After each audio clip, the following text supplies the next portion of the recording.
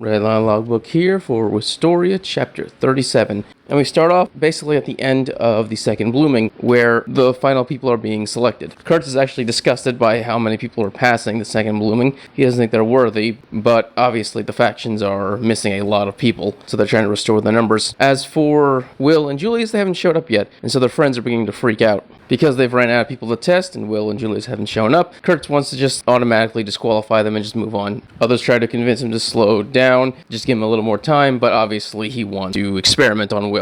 So he just wants to end this as quickly as possible. But just in time, that's when Will and Julius do show up. Curts is annoyed, but obviously things haven't changed. He summons his beast again, the ones that can only be destroyed by magic, and he says this will be the test again. If Will can't destroy them, then he'll fail. Does everyone agree to that? And all the other magic wanted to say, yeah, we agree. Will also accepts this challenge and is ready to fight. Julius decides he's going to help Will by giving him some magic, because he is still unsure if Will going through that dream actually did anything for him. But that's when Elfie automatically passes Julius and accepts him into her faction, and then thanks Julius for supporting Will all this time. So I guess after what she saw, the fact that he didn't leave his side for 6 straight days and was training with him the entire time, I guess Elfie finally forgave him for everything he said before and everything he did to Will, and she then tells Julius to trust Will. Julius then tells Will he better pass, and then Will of course says he will, and Julius goes up to stand next to Elfie. What happens next is quite simple. The test begins, and Will digs through his memories of his first awakening, the memories of him and Elfie joining hand in hand and fighting together. And this is important that I'm specifically talking about Elfie joining hand in hand with him, because what he does is he summons the magic that he absorbed from her,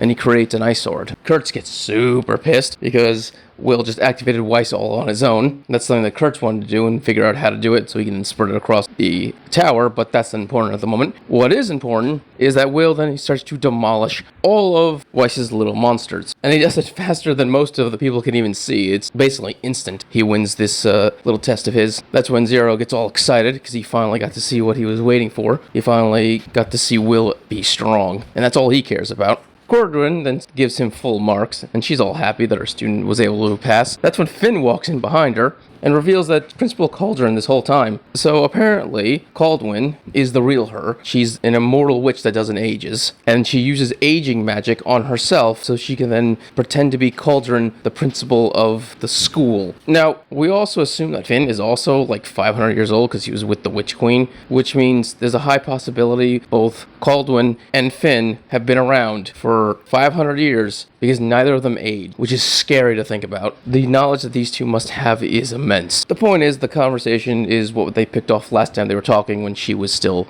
the principal, and that's the fact that Finn decided to let her train Will instead of him. But that's when Caldwin points out, well, you did give him a magic stone from the dwarfs. You really think I wouldn't notice that? And Finn's response is, well, when he was a child, he couldn't control his powers. After all this training, he's now able to handle it, and he doesn't pass out, but he still can't handle the full power of it. So, this stone that absorbs and condenses magic will help. So, I'm really not getting involved just yet. I'm just giving him the tools he needs to survive. Honestly, I can only imagine what Finn plans on doing with Will when he's... Oh, before I move on from these two, I would also like to point out that when Finn was in Colin's office and he said, the wands belong to you and the swords belong to me, that wasn't just him saying the swords belong to me and the wands belong to the college and the tower. No, he was specifically saying the wands belong to Cauldron. Because once again, these two most likely have been alive for 400 years. They most likely made a deal 400 years ago that he trained the swords and she trained the wands. Will finishes off the last of the beasts, and Cauldron loses his complete shit. Everyone else, on the other hand, are all happy, celebrating, and are ready to accept Will. But then Cauldron has to continue to butt in. As you can imagine, there are those who are kind of sick of Cauldron shooting his mouth off, but then he continues to argue that what Will used was not magic, and the tower only accepts magic. Plus, we only recognize wands, and that is not a wand, that is a sword. And that's when the leader factions start arguing over if this is legitimate or not. Like, the Wind faction is like, you know, that wasn't magic, I agree, Cauldron might be right about this. The Earth faction said, well, we could just accept a sword as a wand. Who says it can't be? And the Darkness faction is also a little on the iffy side. Basically, none of these people can agree. Which means the only person who can actually end this is a Magic Wanda, other than Elfie, who would be considered as biased. And so everyone's just basically praying for a Magic Wanda to get involved. In fact, Sarissa even thinks about trying to trick a Magic Wanda and getting involved, but that's unnecessary because Zero steps up, and he straight up is having a blast. He then decides, fine, if you think this boy is unworthy, then let's test it one last time, and he tells Will to survive this. It's a short chance, so Will is like, that's a small spell? That's insane. Why would he use such a weak spell against me? No, this dude is so overwhelmingly powerful that he basically launches a Dragon Ball Z sized attack of lightning at Will, and Will has no way to dodge it because it's massive. He has no way to tank it because it's, once again, so powerful it's going to obliterate him. And so what Will does is he uses his sword. He decides to absorb the element, turning his sword into a lightning sword this time. By the way, this means Will now has the ability to unlock a lightning sword anytime he wants, because if he can unlock Elfie's sword once he absorbed her magic, now that he absorbed Zero's magic, he can now use it. Now, whenever he activates his own power, it's not as strong as the original source, but still, the fact that he can use multiple elements is pretty OP.